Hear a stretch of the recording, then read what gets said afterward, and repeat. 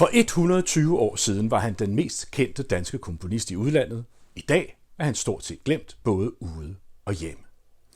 Hans navn er August Enna, og i årene lige omkring år 1900 er han altså helt uden sammenligning den bedst kendte danske komponist på den internationale scene. Især kendt for sine operaer, sin dramatiske tæft og for sin blanding af inspiration fra både tysk, fransk og italiensk opera.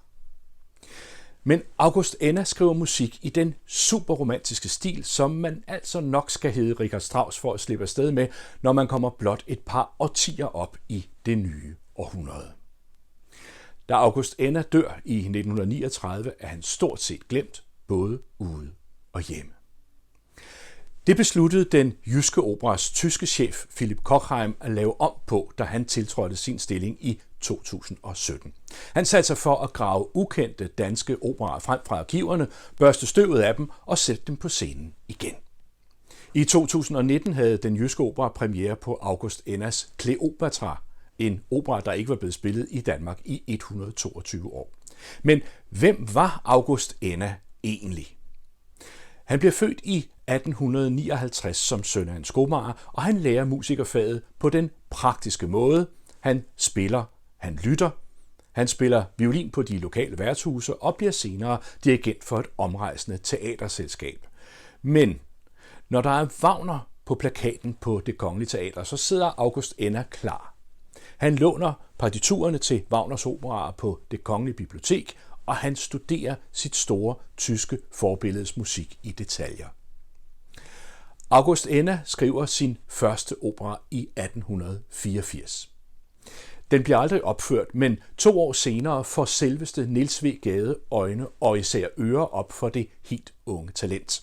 Gade, han er uden sammenligning den mest indflydelsesrige mand i dansk musikliv på det tidspunkt, og han sørger for, at August Enna får et stort legat. Pengene giver ham mulighed for et studieophold i Leipzig, hvor han får inspiration og arbejdsro til at skrive sit gennembrudsværk, operaen Heksen, som bliver en kæmpe succes på Det Kongelige Teater i januar 1892.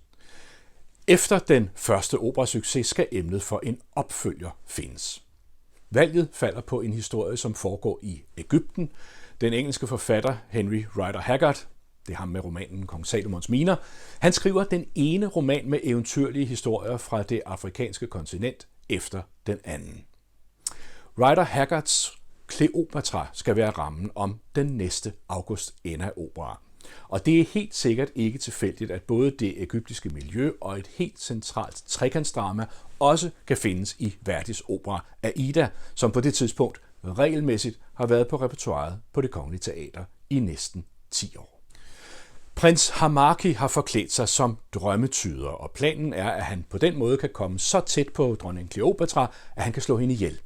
I stedet for bliver han selvfølgelig forelsket i Kleopatra, selvom han godt ved, at det nok ikke er særlig smart.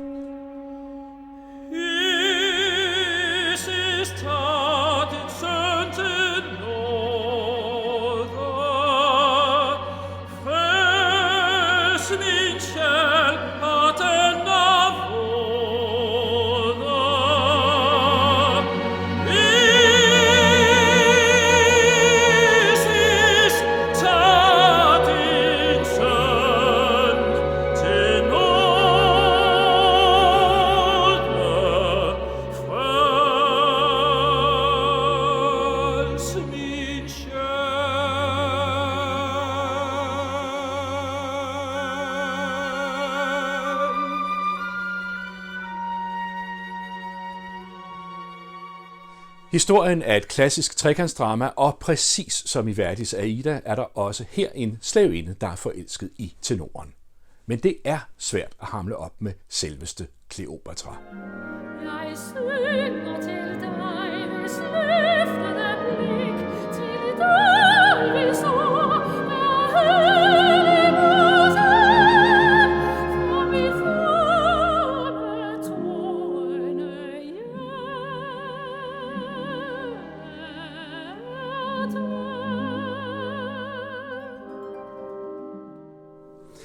Det Kongelige Teater har urpremiere på Kleopatra i februar 1894, og i de næste sæsoner går operaen 20 gange på Kongens Nytorv. Samtidig bliver den også opført adskillige steder i udlandet med stor succes. Berlin, Hamburg, Køln, Breslau, Riga, Zürich, Antwerpen og Rotterdam, og alene i året 1897 bliver den opført hele 50 gange på operaen i Amsterdam.